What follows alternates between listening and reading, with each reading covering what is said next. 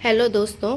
तो यहाँ पर अमित और किट्टू के घर मनीषा और उसकी पूरी फैमिली भी आ गई है।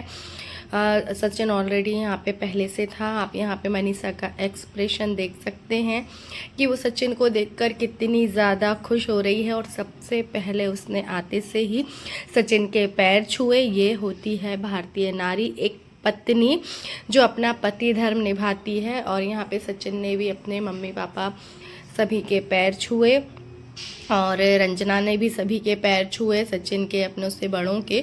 तो देखिए इस फैमिली को सब लोग बदतमीज़ कहता है और ऐसा बोलता है कि इन लोगों में तमीज़ नहीं है। तो ऐसा नहीं है, ये भी हमारी तरह नॉर्मल फैमिली ही है। और किन भाई बहनों में फैमिली में लड़ाई नहीं होती है, सभी के यहाँ पे लड़ाई झगड़े होते हैं। लेकिन इसका मतलब ये नहीं है कि उनमें कोई तमीज़ नहीं है, संस्कार नहीं है। बस इनका ये है कि सोशल मीडिया पर यहाँ पे इनका दिख जाता है। और अभी आप देखेंगे कि मनीषा के इर्द गिर्द ही सचिन घूमेगा और मनीषा भी काफ़ी ज़्यादा खुश है इतने दिनों बाद सचिन को एक साथ देखकर। यहाँ पे जैसे ही सचिन अंदर जाता है कमरे में तो मनीषा बाहर आ जाती है। और यहाँ पे देखिए ये तीनों चारों किचन में है, अमित, किट्टू, सचिन और मनीषा। तो यहाँ पे सचिन बार बार मनीषा से बात करने की कोशिश कर रहा है, उसको छेड़ रहा है। यहाँ पे ना कोई चीज़ खुल नहीं रही थी बर्तन की, तो ये सचिन यहाँ पे छेड़ रहा था मनीषा को। किट्टू से कह रहा था कि मनीषा खोल देगी, उसके दांत बहुत ज़्यादा नुकीले हैं। और यहाँ पे देखिए इसकी सचिन की बात सुनकर मनीषा भी मंद ही मंद मुस्काएगी। बहुत ज़्यादा मन होता है दोनों का आपस में बात करने का, लेकिन मनीषा यहाँ पे थोड़ी सी नाराज़ है तो वो बात नहीं कर रही है। लेकिन देखिए सचिन कुछ कहता है तो ये हल्के से मुस्कुरा देती है। आप मनीषा को गौर से देखिएगा। और दूसरी ये यार, देखिए नाराज़गी क्यों नहीं होगी। कोई भी औरत, चाहे वो नेहा हो या नेहा की जगह कोई और भी हो, पति पत्नी के बीच में कोई तीसरा आए ये कोई भी औरत बर्दाश्त नहीं कर पाएगी, चाहे वो कोई भी हो। तो यहाँ पे मनीषा का गुस्सा बिल्कुल जायज़ है। वो बहुत कोशिश कर रही है हर चीज़ों को भुलाने की, आगे बढ़ने की, क्योंकि वो सचिन से बहुत बहुत ही ज़्यादा प्यार करती है। इसीलिए तो वो अभी तक सचिन के साथ में है, सारे अपने फ़र्ज़ निभा रही है, बहू के भी, वरना कोई और होता तो कब का चला जाता। लेकिन उसके साथ इतना कुछ हो गया है, वो पिछली बातों को अभी पूरी तरीके से नहीं भुला पा रही है। तो ये होता है कि वो थोड़ा बहुत कोशिश करती है तो, लेकिन वो सारी बातें उसके सामने आ जाती हैं जिसे वो भुला नहीं पा रही है। और यहाँ पे आप देखेंगे कि मनीषा अपने दर्द को छुपाकर किस तरीके से खुश रह रही है।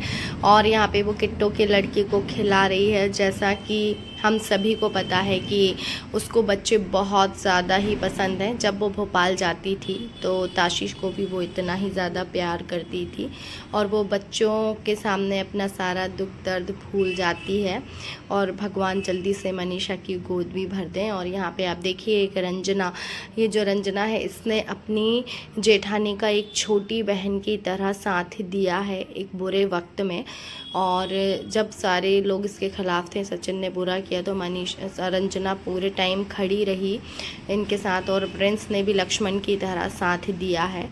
और क्यों ना दें भाई, परिवार परिवार होता है, साथ देगा ही, क्यों नहीं देगा। अप्सरा मॉम भी एक बहुत अच्छी सास हैं जिसने मनीषा को अपनी बेटी की तरह रखा है और अपने बेटे के खिलाफ जाकर उसका साथ दिया है।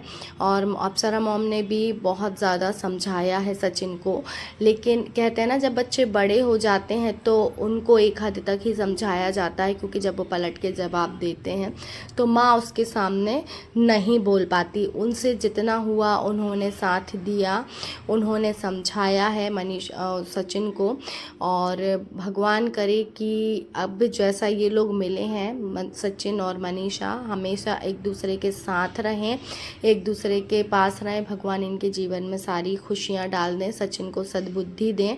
और मनीषा भी सचिन को माफ़ करके, ठीक है हो गई गलती हो गई, मगर हाँ अब कभी भविष्य में ये ऐसी गलती ना करें, क्योंकि मनीषा बहुत अच्छी लड़की है और उसकी कद्र करे, उसको बहुत खुश रखे और अभी जो गलती है वो जीवन में कभी ना दोहराए।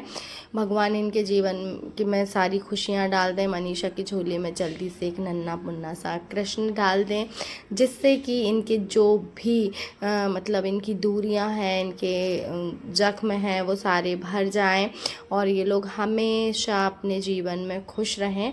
आई होप ऐसा ही हो, क्योंकि लगे तो ऐसा ही रहा है कि अब धीरे धीरे इनके बीच की दूरियां ख़त्म हो रही हैं।